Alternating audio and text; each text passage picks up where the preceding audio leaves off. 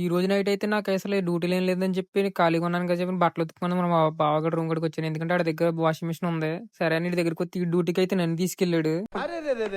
పెద్ద సమస్య వచ్చి పడిందే. డ్యూటీ కంటే ఎక్కడికో తీసుకెళ్ళిపోతాడు అనుకున్నాను. నన్ను అయితే హాస్పిటల్ తీసుకొచ్చాడు. ఇదైతే మాకు దగ్గరలో ఉన్న ఫర్వానీ హాస్పిటల్ అనమాట.